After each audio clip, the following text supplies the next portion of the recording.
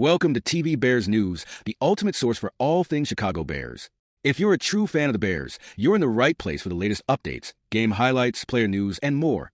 Don't forget to hit that subscribe button so you never miss out on the action. Attention, Bears fans. Something huge is happening, and you won't believe what Daniel Jeremiah just dropped in his latest 2025 NFL Mock Draft 2.0. This could be a game changer for our offensive line. You heard me right.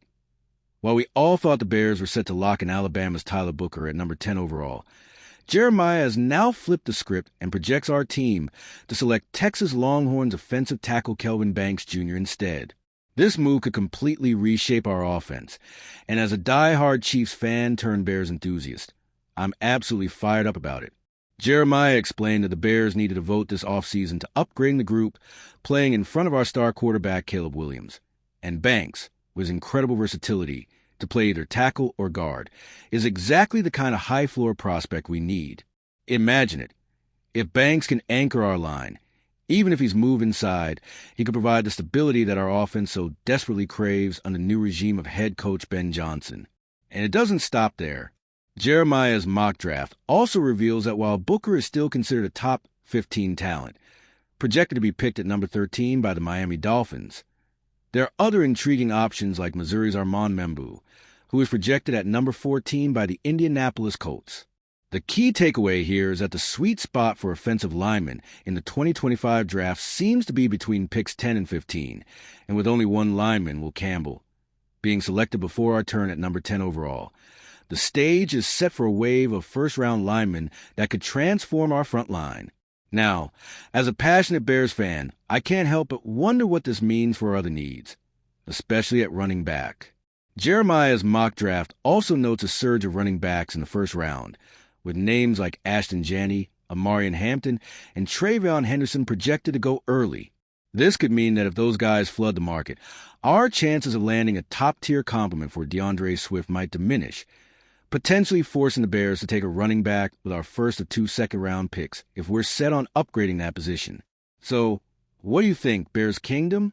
Is switching our first-round pick from Booker to Banks the smart move that will solidify our offensive line and give Caleb Williams the protection he needs to light up the field? Or do you see other factors at play that could change the course of our draft strategy? Drop your thoughts in the comments below. I want to hear every one of your opinions on this potential blockbuster move. You won't believe the latest buzz regarding our potential wide receiver replacements if we let Keenan Allen walk. You know how much we love our Bears and how every decision can change the game, and now we're facing a turning point that could redefine our offensive future under new head coach Ben Johnson. While Keenan Allen has expressed his willingness to return to Chicago or even go back to Los Angeles to join the Chargers or Rams, the reality is that unless he takes a massive pay cut from his $18 million base salary, the Bears simply can't justify keeping him. And let's be real, with star-in-the-making Rome O'Dunn's waiting in the wings, holding on to a veteran like Allen could really stifle our potential.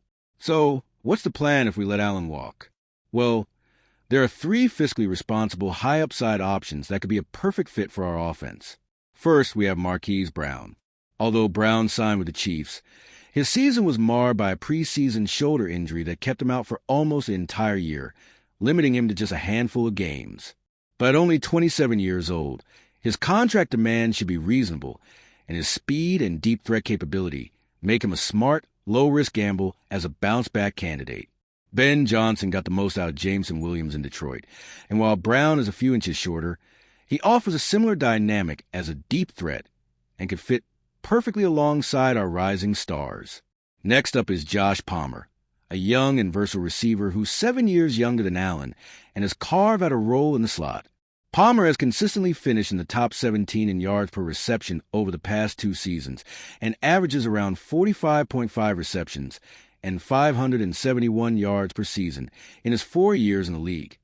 Numbers that speak to his reliability and potential to be a key weapon in our offensive arsenal. With DJ Moore and Rome O'Dunn's already lighting up the field, Palmer could add depth and flexibility without costing us an arm and a leg. And then there's Tez Johnson, a free agent option straight out of the draft. The Bears might be looking to stock up on young talent, and Tez Johnson, a former Oregon Duck who caught 310 balls in college, 16th all-time, has the speed, quickness, and excellent route-running ability reminiscent of a Monterey St. Brown. Not only can he contribute as a receiver, but he also offers the added bonus of kick return ability, making him a multidimensional asset who could help build one of the youngest and most dynamic receiving core in the league. As a die-hard Bears fan, I truly believe that letting Keenan Allen walk and exploring one or a combination of these replacement options could be a bold move that propels our offense to new heights under Ben Johnson's innovative system. What do you think, Bears Kingdom? Should we take the risk and move on from Allen to give our young talent room to shine? Or do you believe he still has plenty left to offer? Drop your thoughts in the comments below. I want to hear every one of your opinions on this game-changing decision. Attention, Bears fans. Brace yourselves for some shocking news that could have huge ramifications for our franchise and might even leave our beloved Bears roster in jeopardy.